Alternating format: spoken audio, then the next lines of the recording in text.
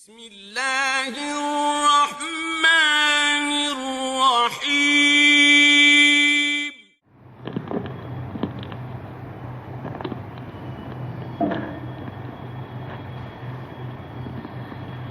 السلام علیکم ورحمۃ اللہ وبرکاتہ۔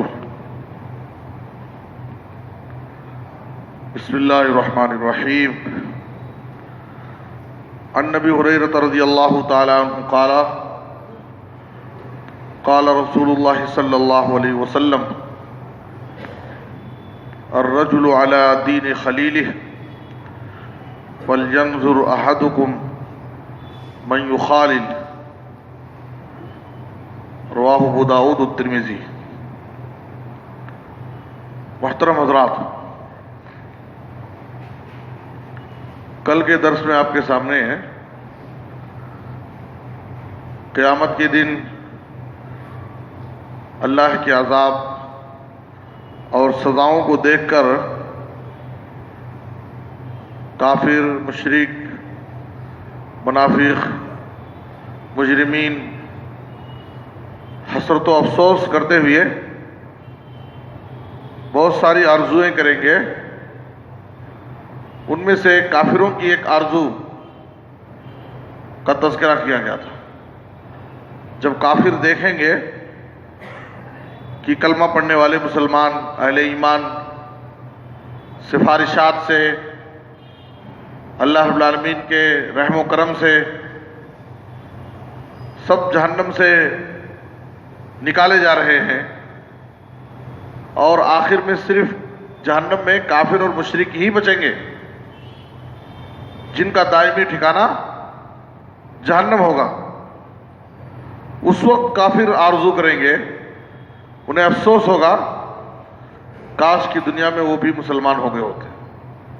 تو آج کسی نہ کسی طرح سے اگر گناہ بھی کرتے تو کسی نہ کسی طرح سے آخر میں گناہوں کی سزا پا کر کے بھی ہم جہنم سے نکل جاتے تھے، جس کو اللہ تعالیٰ نے سورہ ہجر کی دوسری آیت میں ذکر کیا ہے، ربما یود الذین کفروا لو کانوا مسلمین۔ تو قیامت کے دن کی آرزوؤں میں ایک آرزو جو بڑے حسرت و افسوس کے ساتھ کریں گے وہ یہ ہوگی، دنیا میں غلط دوستوں اور ساتھیوں کی صحبت سے بچنے کی آرزو۔ غلط دوستوں کی دوستی نے، برے لوگوں کی صحبت نے مجھے گمراہ کر دیا، بھٹکا دیا راہ راست سے۔ اس وقت وہ افسوس کریں گے کاش کہ میں نیک لوگوں کی صحبت اختیار کیا ہوتا، اچھے لوگوں کو دوست بنایا ہوتا، تو آج میں گمراہ نہ ہوا ہوتا اور میں جہنم میں نہیں آتا تھا۔ اللہ تعالیٰ نے ان کی اس آرزو کا ذکر سورہ فرقان میں کیا ہے۔ سورہ فرقان کی آیت نمبر 28 اور 29 میں کہیں گے، یا ویلتا لیتنی لم اتخذ فلانا خلیلا، ہائے افسوس، اے کاش کہ میں نے دنیا میں فلاں کو اپنا دوست نہ بنایا ہوتا۔ اس وقت وہ افسوس کریں گے، اے کاش دنیا میں فلاں کو میں نے اپنا دوست نہ بنایا ہوتا، اس کی دوستی نے مجھے گمراہ کر دیا۔ لقد اضلنی عن الذکر بعد اذ جاءنی، نصیحت میرے پاس آ چکی تھی، ہدایت کے راستے میرے سامنے واضح ہو گئے تھے، حق باتیں مجھے سمجھ میں آ گئی تھی، لیکن پھر بھی اس کی دوستی نے مجھے گمراہ کر دیا۔ لقد اضلنی عن الذکر بعد اذ جاءنی۔ آج آپ دیکھیے ایسے لوگوں کی کمی نہیں ہے جن کے سامنے حق باتیں واضح ہیں، توحید کیا ہے، شرک کیا ہے، سنت کیا ہے، بدعت کیا ہے، ہدایت کیا ہے، ضلالت کیا ہے، سب صحیح سمجھتے ہیں، لیکن پھر بھی دوستی ان کو سیدھے راستے پر نہیں لا رہی۔ دوستانہ تعلقات، دوستی خراب ہو جائے گی، دوست و احباب مجھے تانے دیں گے، آر دلائیں گے، کیا تو بھی ادھر ہی چلا گیا؟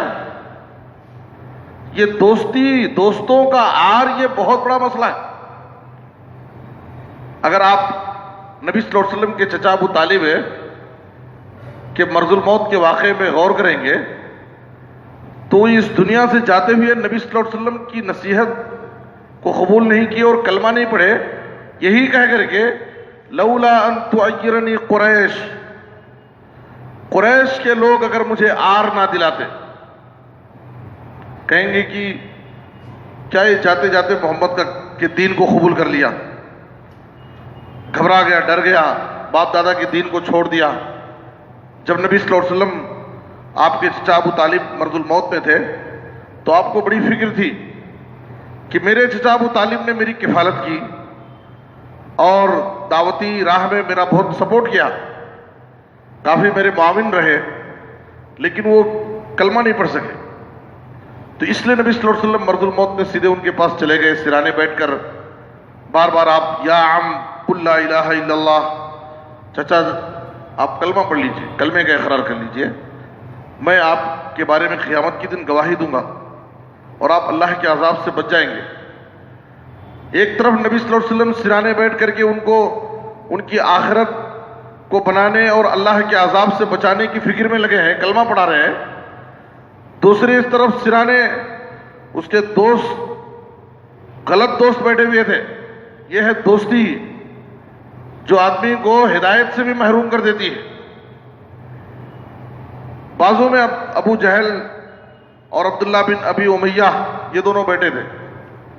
ادھر سے نبی صلی اللہ علیہ وسلم کہتے یا عم قل لا الہ الا اللہ, اے چچا کلمہ پڑھ لیجئے. ادھر سے وہ دو دوست کہتے اترغب عن ملت عبد المطلب, ابو طالب جاتے جاتے کیا تم اپنے باپ دادا کے طریقے کو چھوڑ دو گے؟ زندگی بھر باپ دادا کے طریقے پر تھے, باپ دادا کے دین کو چھوڑ کر کلمہ پڑھ کر تم مسلمان ہو کر کے جاؤ گے؟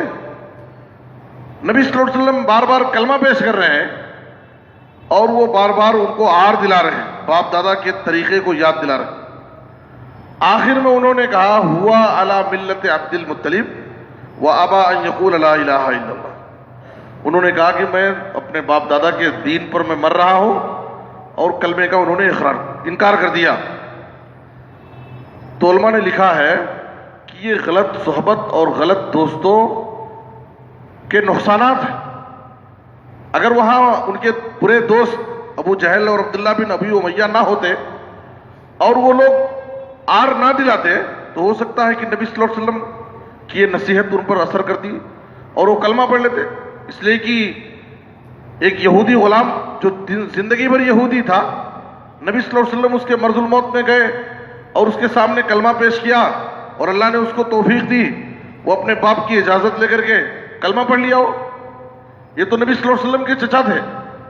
لیکن غلط دوستی کا یہ نقصان ہے, غلط دوستی میں آدمی آ کر کے حق بات کو جانتے ہوئے بھی, صحیح بات کو سمجھتے ہوئے بھی دوستی کا حق ادا کرنے کے لیے دوستانہ تعلقات میں پڑھ کر کے وہ حق بات کو قبول نہیں کرتا ہے, اور اس کا افسوس اسے قیامت کے دن ہوگا اور کہے گا لقد اضلنی عن الذکر بعد اذ جاءنی, میرے پاس نصیحت آ جانے کے بعد بھی میرے دوست نے مجھے گمراہ کر دیا.